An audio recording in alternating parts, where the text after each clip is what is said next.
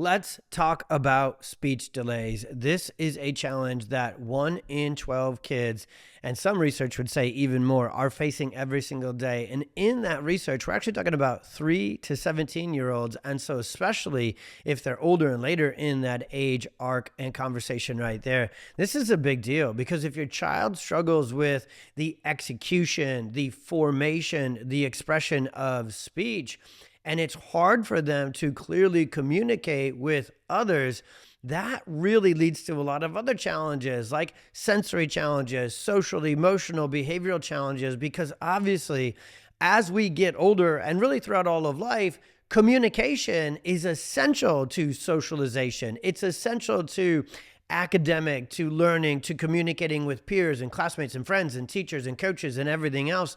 So this one conversation, speech delays, is really about a conversation about a lot of challenges that way too many kids have. And we want to get right into it. Say, here's the deal.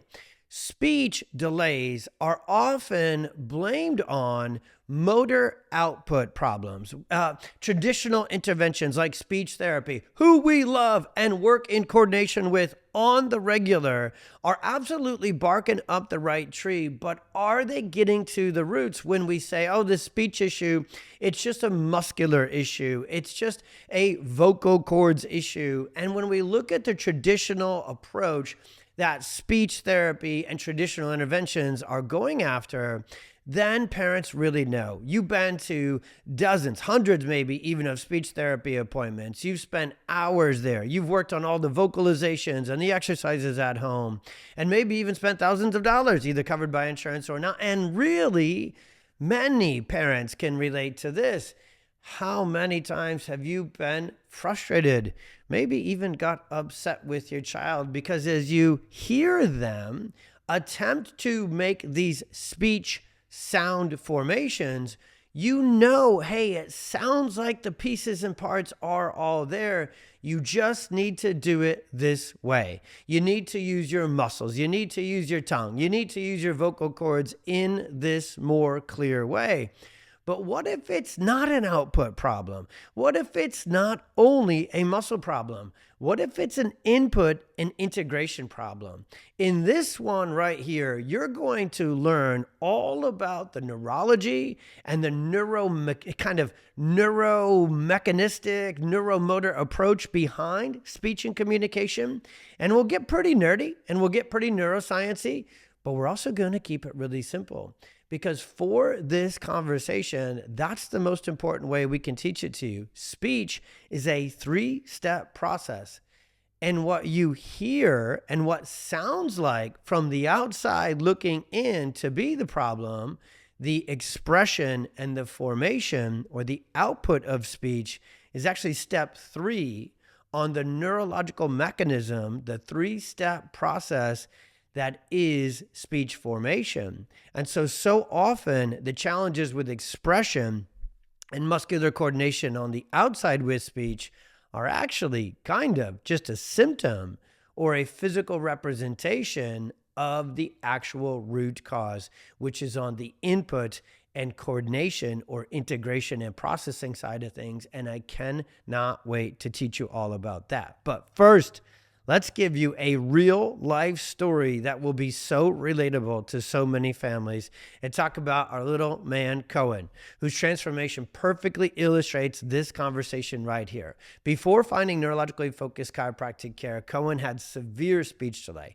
with difficulty even initiating sounds and very little sound production at all. His parents were struggling to find support beyond traditional speech therapy because everything they read stated that Cohen's struggles were neurological in origin. So what they kept thinking is there must be some way to stimulate his nervous system. And that's where they found their pxdoc. His insight scans revealed exactly what they suspected, that there was a disconnect, an interference with how Cohen's nervous system was processing information and coordinating actions that end up in movement and speech and vocalization. His parents said, looking through his scans and talking with the docs, it finally all made sense as to why he was struggling and why progress had been very slow, because so many kids have gone through hours and hours, months or years of speech therapy, and progress is either slow or completely plateaued and stuck. And we're going to break through that with this conversation right here.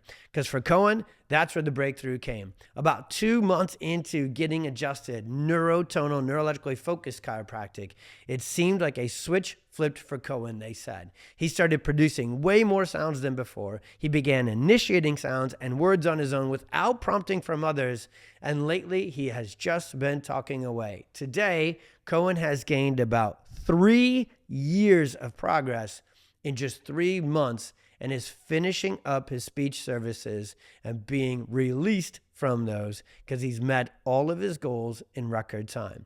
The conversation we're about to have, we've actually been blessed to not only teach it to thousands of parents and be able to have this lead them to the breakthrough they're looking for their child, but we actually teach this to PTs, OTs, and speech therapists all the time as well. So if your child is going through speech therapy and maybe they are stuck or progress is slower than you'd like, will you please share this with your incredible professionals on that team as well?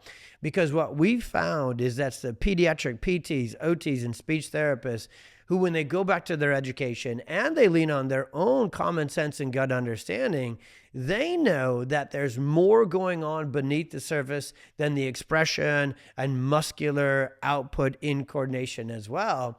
And generally what I have found is that pediatric speech therapists, OTs, and PTs are super neuroscience nerds just like me and our team. So they'll love this stuff too. And again, even though we could absolutely, especially if we were talking nerd to nerd in a professional setting, we could go way more intricate and into the complexities and intricacies of speech and communication and coordination than we're going to with this one. Nobody needs to. We actually don't need to as providers, and you definitely don't need to understand it any deeper than you will after this one right here, because speech is that 3-step process.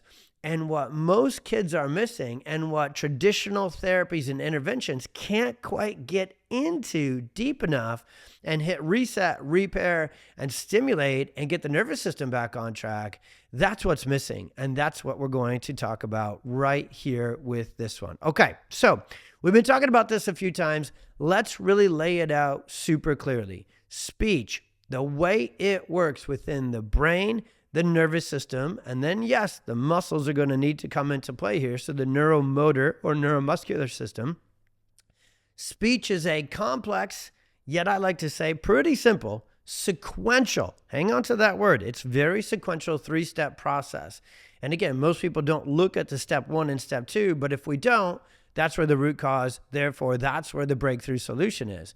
It's the sensory and auditory signals that are first received from what's called the sensory dorsal horn of the spinal cord, from the brainstem and from the brain itself. I want you to write that one down if you're listening in as input. So the first component of proper speech execution, formation, and expression is actually input. So before there can be output, step 1 on this 3-step process is input. Then there's the middleman.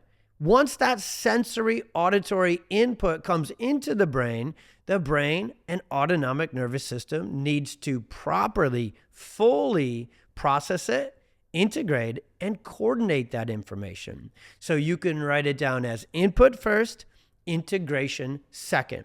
And finally, from there, with proper, clean, non-interfered, non-obstructed input is what we need to get to, and clean, efficient, full integration and processing, the third step is that the brain and nervous system sends these coordinated, completed signals to the muscles that form up speech. So that's output. So quick review: input first, integration second, output third. The challenge, like pretty much all neurodevelopmental symptoms, even ADHD works this way. ADHD isn't a behavior output problem. It's a sensory input problem. Anxiety actually isn't an emotional output problem. It's a sensory input and integration in coordination and challenge. So most people assume that speech delays stem from these muscle problems on the output stage. But nearly every single case, and I'm not saying that those muscles don't need to be put through therapy and to be better strengthened and stimulated, But what if they're not getting the proper nerve supply? What if the sensory input and incoordination is completely obstructed, distorted, and interfered with via something we call subluxation, which is really simple? Well, then no matter how many exercises, no matter how many therapy sessions you do, if the input and integration is distorted and obstructed, the output and the expression is not going to work. So really the issue is upstream within the brain and the nervous system's input and integration phases. And that's where this thing called subluxation, nervous system interference, dysfunction, dysregulation, and dysautonomia really set up shop. Now, subluxation is the nerdy neurological chiropractic term for misalignment, tension, so certain muscles become too hypertonic and too wound up.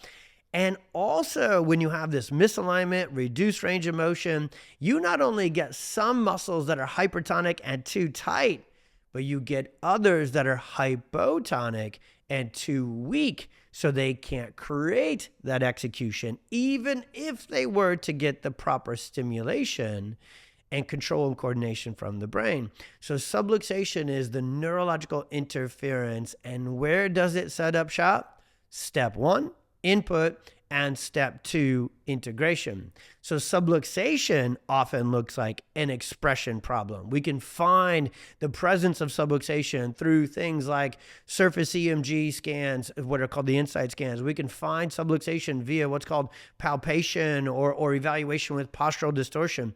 We can find the hypertonic, too tight, wound up nerves and muscles. But we also, if you're really seeing a trained, neurologically focused pediatric chiropractor, they use the insight scans and their palpation and their exam to not only find the tight, the wound up, sympathetic dominant spots, but we need to find the areas that are too weak, too hypotonic, and too understimulated as well. And now that I go down that road, I do realize that at the beginning of this conversation, I think I said I was going to keep it more simple and more straightforward, but perhaps getting into hypertonicity and hypotonicity is even a little bit extra nerdy for me. But what you want to be sure your child has is first and foremost, a neurologically focused pediatric chiropractor as the foundation of the team working to help your child with their speech delays. Not because speech therapy, OT, and PT are not world-changing, incredible, and so helpful, but what if they can only do so much if that subluxation and that interference is there? And where would that have come from? Birth interventions like forceps, vacuum, C-section, cord wrapped, induction, sunny side up. That is what causes these upper cervical misalignments, subluxations, and interference with not only the sensory nerves that are in the auditory and the muscle complex, but also another nerve called the vagus nerve. So the last nerdy part of this one is that vagus nerve dysfunction. The vagus nerve is a cranial nerve that branches right from the brainstem. And the vagus nerve is actually involved in speech, not only through the sensory input afferent standpoint, but the vagus nerve also has some of its nerve fibers that go out and directly support the motor control, vocalization, pitch, volume, speech clarity. So proper speech coordination and production really relies on the vagus nerve. There's a tie-in to breathing and swallowing, which are directly influenced by vagus nerve function. The truth is, from birth trauma, so often the vagus nerve, the sensory processing center, and these other key neuromotor speech and coordination kind of air traffic control areas are really thrown off course from birth.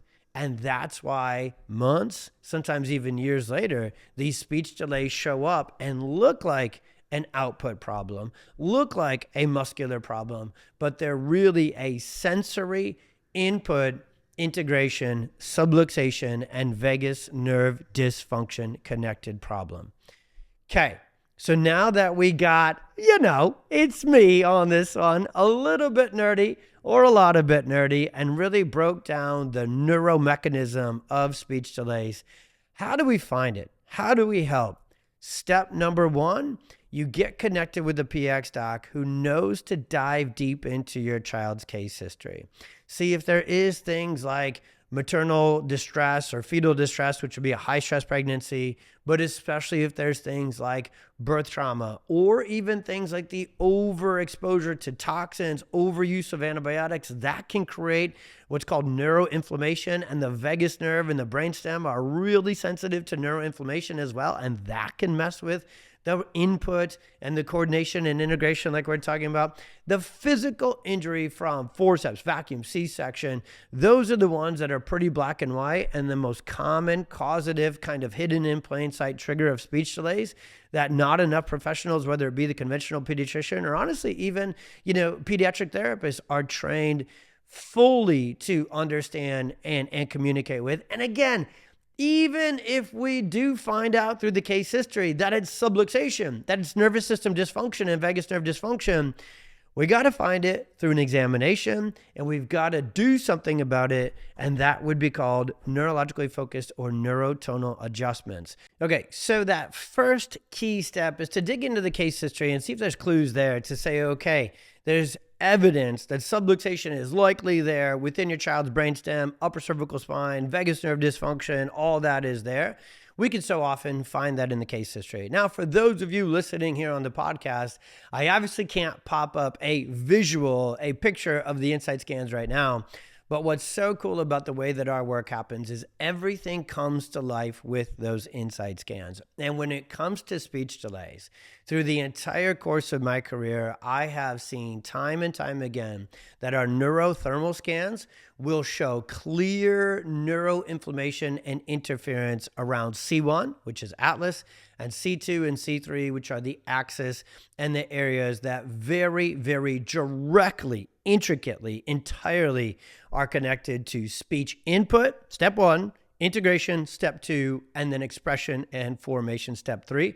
And often we'll see quite a bit of subluxation and interference on the thermal scan and the EMG. And in that one, electromyography is what EMG stands for. So it's the neurological measurement of the myomuscular system. So EMG scans are very important for our speech delay kiddos. And we'll see tons of tension and what's called counter torque, asymmetrical presentation throughout the cervical spine, often even into the mid and lower cervical spine, where kind of some of the final formations, expressions, and executions of speech are.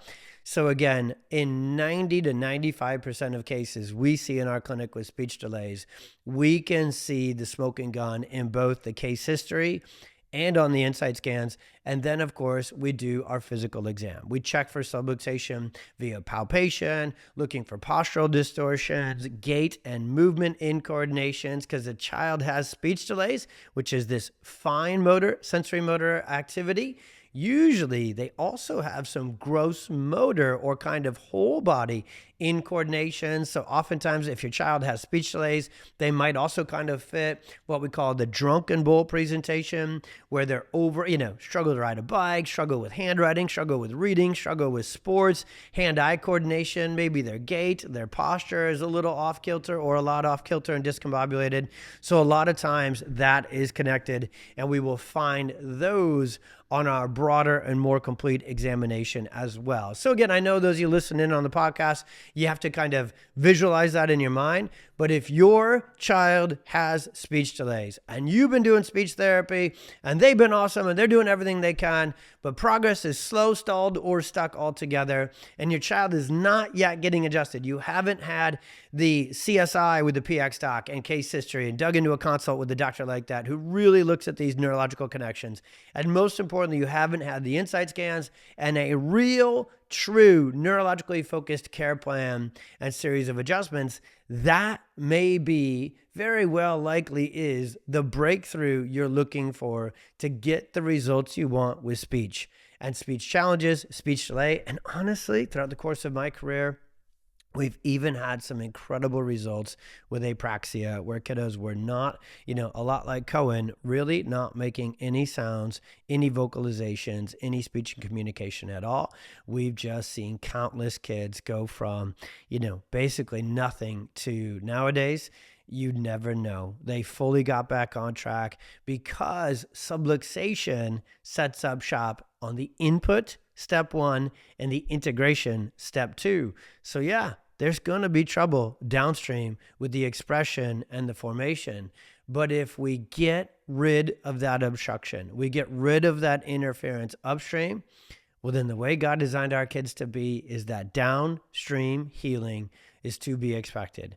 So no matter your child's age, no matter how long they've been struggling with these speech challenges, find out if they're subluxated. Find out if that nervous system dysfunction, vagus nerve dysfunction, dysregulation is underneath all that. Get connected with your pxdoc. Get connected with a local neurologically focused pediatric and family chiropractor. Dive deeper, find out, and then please keep us in the loop. Report back. We love literally hearing these miracles, right? It's really something when your child is struggling with speech, and then even often it's a couple of weeks, couple of months into care, just like Cohen, all of a sudden that thing turns back on. The brain is connected. It can smoothly move through all 3 steps of speech input, integration, and formation. I hope that my speech was clear. I hope that the way I was able to teach this and communicate this to you and your family and your team was clear and made sense, because speech is